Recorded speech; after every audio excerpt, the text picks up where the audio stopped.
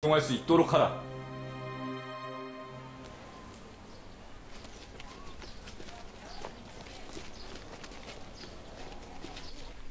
궁 밖에 나가 백성들의 삶을 돌아보기 좋아했던 효명은 어느 날 미행길, 창덕궁 앞 계동에 다다랐을 때 운명적인 만남을 갖게 된다.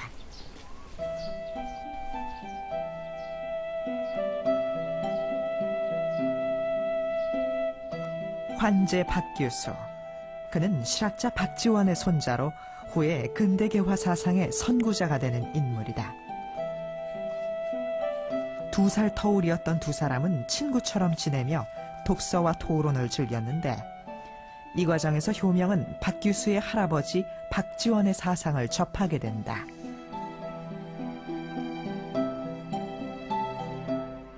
박규수에게 연암지 편찬을 명할 정도로 효명은 실학과 이용후생이라는 박지원의 북학 사상에 심취해 있었다.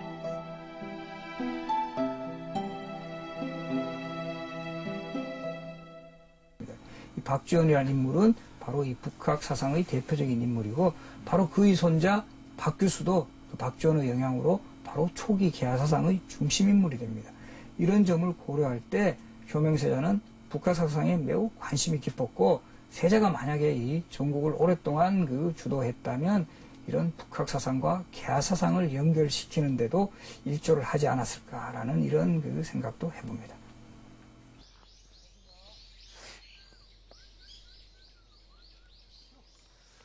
창덕궁 후원 펴무사 앞에는 효명이 걸음걸이를 연습했다는 박석이 남아 있습니다. 가슴을 펴고 턱을 당기고 걸어야 당당하게 걸을 수 있다고 하는데, 보시다시피 심한 팔자 걸음이라 생각보다 따라하기가 쉽지 않습니다.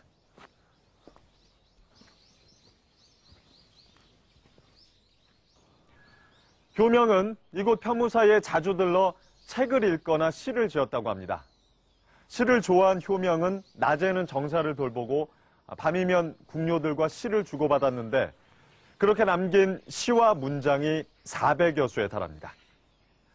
그런 그의 예술적 재능은 궁중무용에도 고스란히 담겨 귀중한 문화유산으로 오늘날까지 전해지고 있습니다.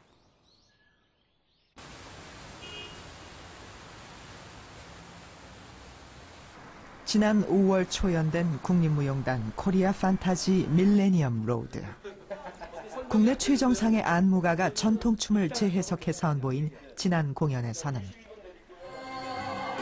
춘행전, 무산향 등 효명이 창작한 정제가 화려한 음악과 안무로 부활했다.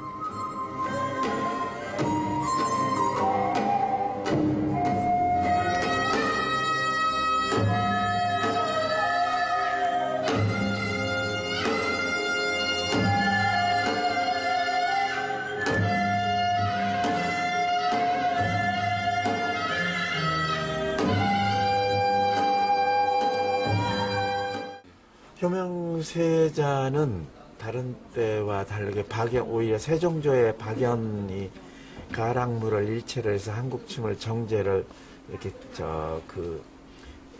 시록을 통해서 연희도를 통해서 다 만들어 놨는데, 효명세자는 그걸 완전히 정리하면서 춤을 다시 그걸 바탕으로서 창제했다는데 의미가 있습니다.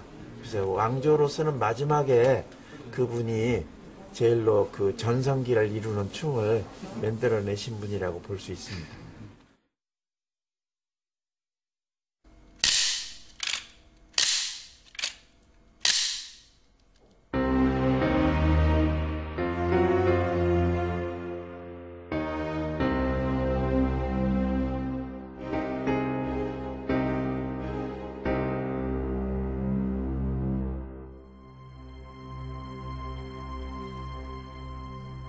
열아홉 살에 대리청정을 시작해 이제 막 22살이 된 효명세자. 젊은 나이로 감당하기엔 너무 막중한 책임 탓이었을까. 효명의 몸과 마음은 지쳐가고 있었다. 1830년 윤 4월, 밤하늘을 가르며 유성 하나가 떨어졌다. 불길한 조짐이었다.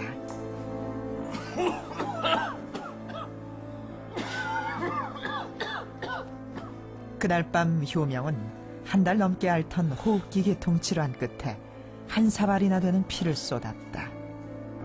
효명은 어릴 때도 비슷한 증상으로 탕약을 복용한 적이 있었지만 피를 토한 건 처음이었다.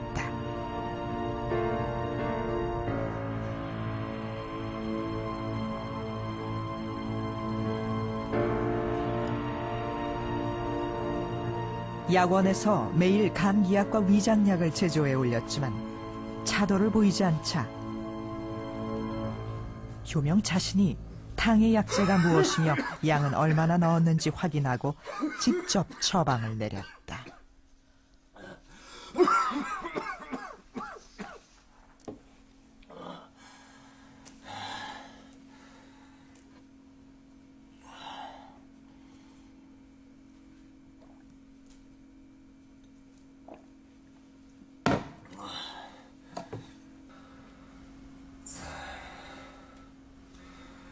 이 탕약은 내 몸에 맞지 않는 것 같으니 자음화담탕을 준비하도록 하시오. 자신의 약을 처방할 신료들을 궁궐 안팎에서 찾아 불러들였다.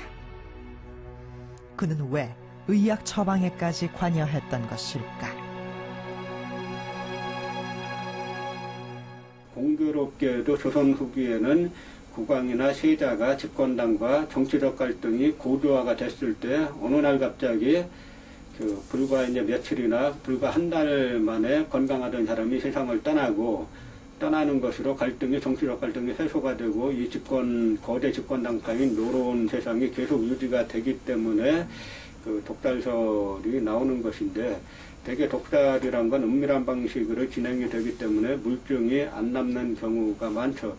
그래서 정조나 효명세자 같은 경우는 의약 처방을 할 때 자기 자신이 의약 처방에 직접 개입을 함으로써 독자를 막고자 했던 이제 그런 모습들을 보이는데, 결국은 뭐 정조도 그렇고 효명세자도 그렇고 의욕 속에 세상을 떠나고 말죠.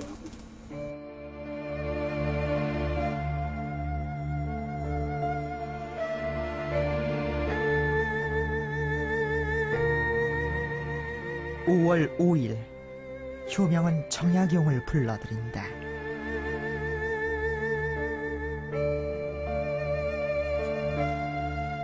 하지만 다산이 효명을 진찰했을 땐 어떻게 손을 써볼 수 없는 상태였다. 다음 날 새벽, 효명은 22살의 나이로 안타깝게 생을 마감한다.